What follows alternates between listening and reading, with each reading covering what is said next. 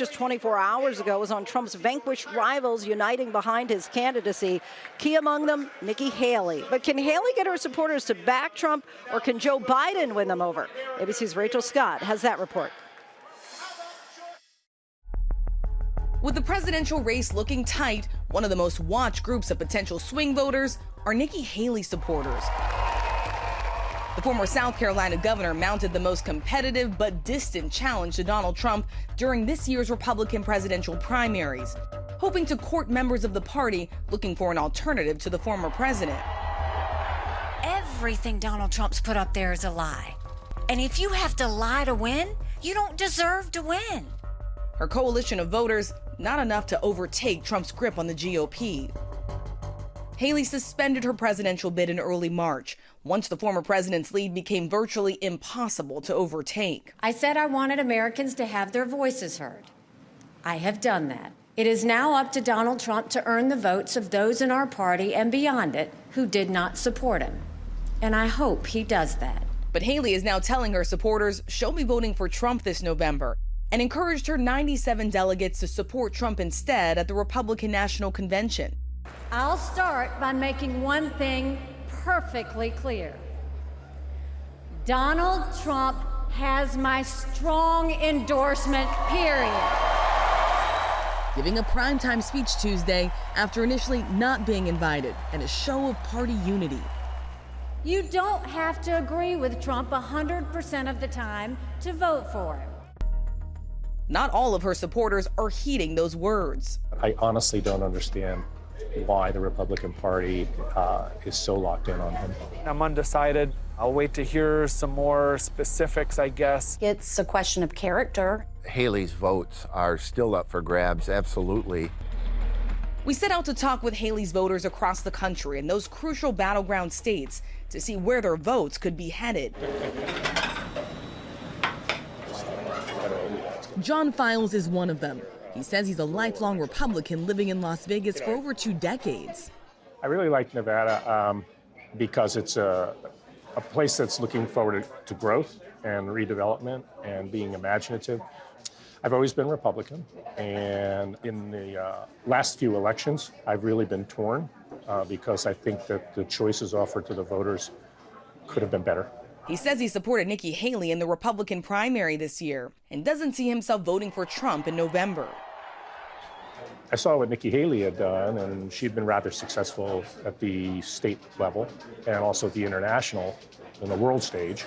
And so I really favored her more. When Nikki Haley dropped out of the race, she said to Donald Trump, "You have to earn the support of my voters." Does Donald Trump have your support? No, he does not. So I'm very, very concerned that he will be reelected. John is not alone. Pollsters suggest about 2/3 of Haley voters prefer Biden over Trump, something the former president has scoffed at on the campaign trail. She got very few voters, and those voters are all coming to me. We saw Trump sort of brush it off and, essentially say, "Oh, well, those voters will come back to me anyway," right? What did you make of those comments? I really thought they were dismissive, and I don't think that Trump can count on that. And on the other hand, Biden just making an invitation is not enough. I think there are a lot of voters here that are sincerely concerned about these issues, and they're going to need to see actions, not words. Is there anything that Donald Trump could do that would get you to support him? I'd like to see new, talented, exceptionally bright leadership brought forward by both parties. Whether they don't vote at all or they vote for the Democratic ticket, I think that's something a lot of them are still going through. So how that shakes out in those swing states is still very much up for grabs, which is why after everything that's been going on, it's still a jump ball. Trump will also have to win over Haley voters like Lynn Dickens from Atlanta, a self-described big Nikki Haley supporter. Lynn supported Trump in 2020, but this time she says his priorities are off. There's just so much drama associated with him at the moment, and I'm not convinced that he is necessarily focused on the issues at hand. In rural Wisconsin, Brian Schlau is a third-generation farmer looking for a candidate that will prioritize agriculture investment. He's unsure about who to support this November. I'm going to vote for whoever supports agriculture and has the policies that I'm looking for them to back in agriculture. Pamela Dow and her husband Eric Sams are both Republicans and say they supported Nikki Haley during the primaries. I felt that she was best for the nation. I felt that she was very strong in being able to reach across the aisle and not quite as divisive as maybe the Republican candidate. With Haley out of the picture, the Milwaukee natives say they're coming around to the idea of supporting Trump, but still have reservations. If the election were tomorrow, I would vote for Trump.